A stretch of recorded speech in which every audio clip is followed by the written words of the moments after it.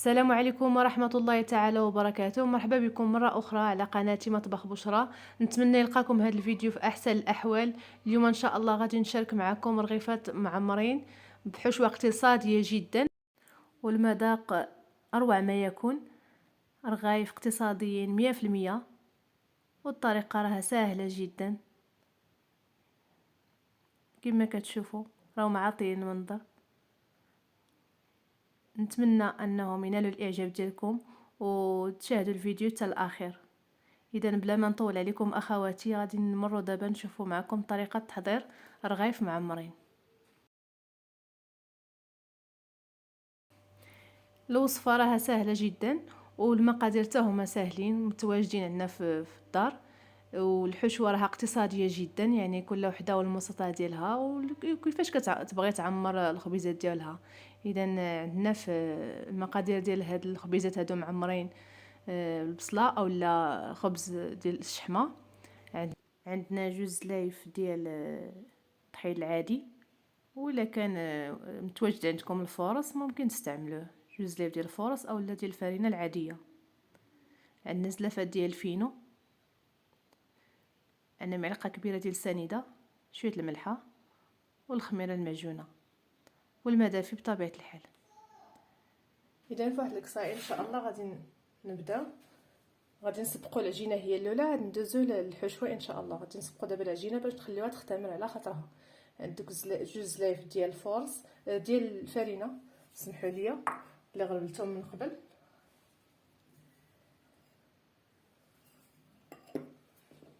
غنضيف الفينو،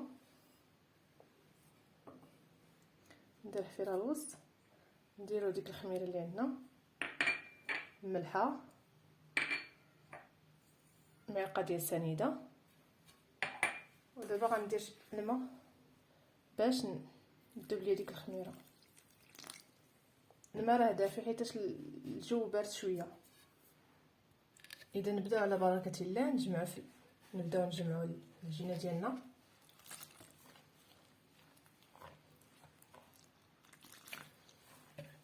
نزيدو الماء بشويه حتى تجمع لينا العجينه، والعجينه كتكون على هذاك القوام كما العجينه اللي تنديروا الخبز العادي.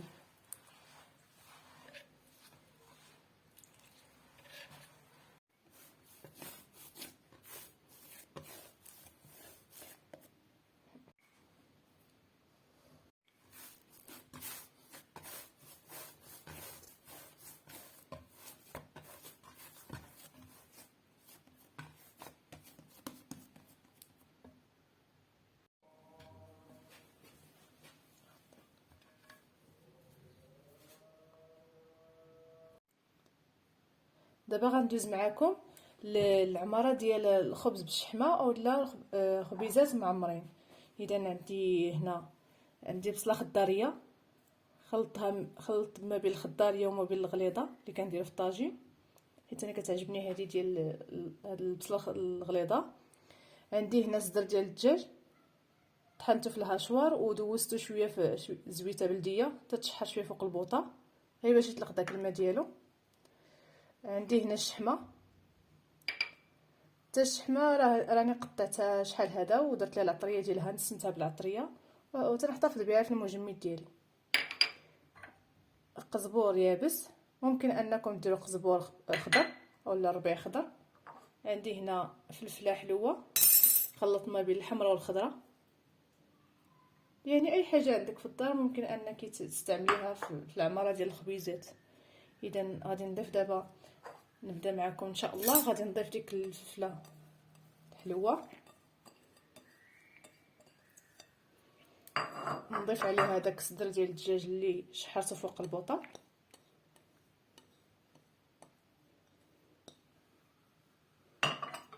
نضيفو الربيع والشحمه. غادي نخليها تنقسموا هاد الحشوه على جوج، حيت كاين اللي كتعجبو الشحمه وكاين اللي ما كتعجبوش. نخلط العناصر مزيان.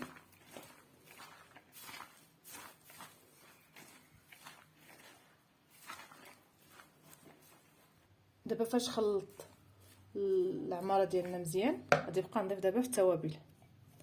غنديرو معلقه ديال التحميره، انا استعملت معلقه صغيره، يعني 2 معالق صغار، 2 معالق ديال خرقوم البلدي، معلقه ديال الكمون، راس معلقه ديال الابزار، ملحه، غادي نسم بالملحه على حسب الذوق، الزيت البلديه،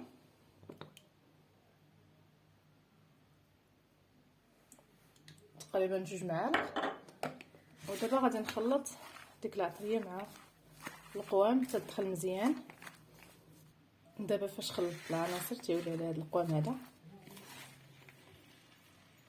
غناخذ دابا واحد الاناء وغادي نقسم فيه الحشوه اللي عندي باش نضيف ليها شويه الشحمه.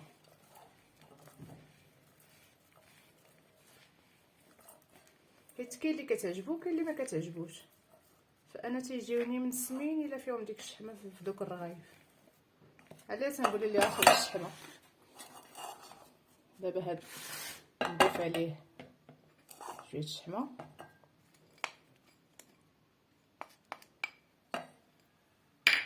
وغنخلط حتى هو مزيان. دابا عندي 2 ديال العمارات، هذه اللي فيها الشحمه والاخرى ما فيهاش. دابا غندوز العجينه ان شاء الله. العجينه ديالي ملي اختمرات غتضاعف الحجم ديالها. دابا غنقسمها كويرات ان شاء الله. بسم الله، يكونوا صغار.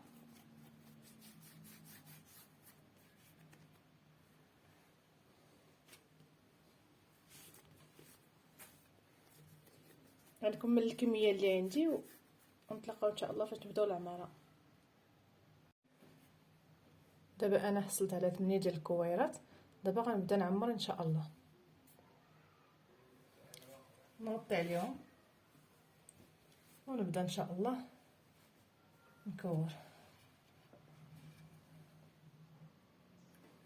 نبدا دابا ندير شويه الطحين باش ما تلصق ليا. نجيبو الاولى، ودابا غادي نحلها واحد شويه ونبداو في العماره ان شاء الله. دابا فاش بسطتها غادي نبدا نعمر ان شاء الله. نبدا نعمر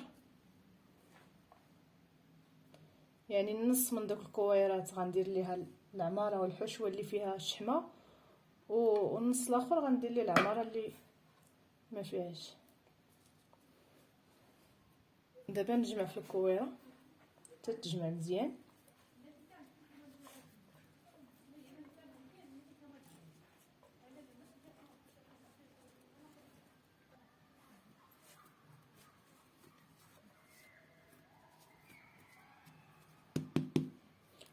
غنكمل الكميه اللي عندي كلها ونتلاقاو ان شاء الله.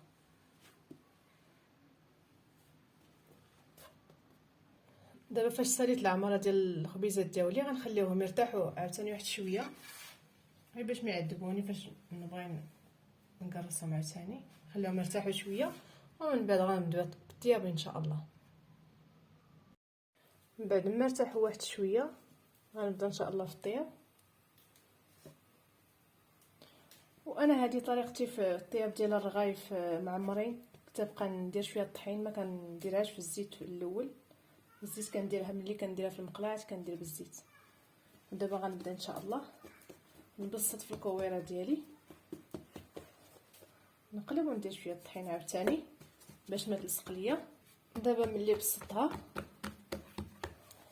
غنبدا نطيبها دابا في المقله. ندهن المقله بمعلقه ديال الزيت باش ما تلصق ليا الخبيزه. ودابا غادي ندير الاولى. بسم الله، نحركها باش ما تلصق. دابا غنقلبها غير بشويه ونخليها طيب عاوتاني. ما كنكثرش الزيت باش ما يجيوناش مزيتين بزاف. نقلبو عاوتاني. هادي تنفخو تبارك الله.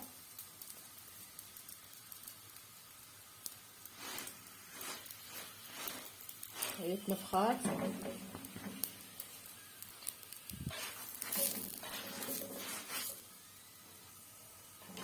دابا ملي طات غادي نحيدوها ان شاء الله. الخبزه ديالنا فاش كطيب كتولي على هذا الشكل هذا. ودابا غنكمل الكميه اللي عندي وغنتلاقاو ان شاء الله. النتيجه اللي حصلنا عليها كتجي على هذا الشكل هذا، تيجيو رغايف رائعين بزاف والمذاق لذيذ، تيجيو مذهبين تبارك الله. وبديك الحشوه الاقتصاديه اللي درنا كتجي من نص ما دوك الرغايف. نتمنى انكم تجربوهم في ديوركم، راهم ساهلين بزاف وما تيجيوش مزيتين بزاف حيتاش تنديروا فيهم شويه الزيت. نتمنى انهم ينالوا الاعجاب ديالكم، وما تنسونيش اخواتي دائما بلي لايك ديالكم وبتعليقكم، ودعموني باش تستمر القناه، وتفعلوا الجرس ان شاء الله باش توصلوا ديما بالجديد. دمتم في رعايه الله.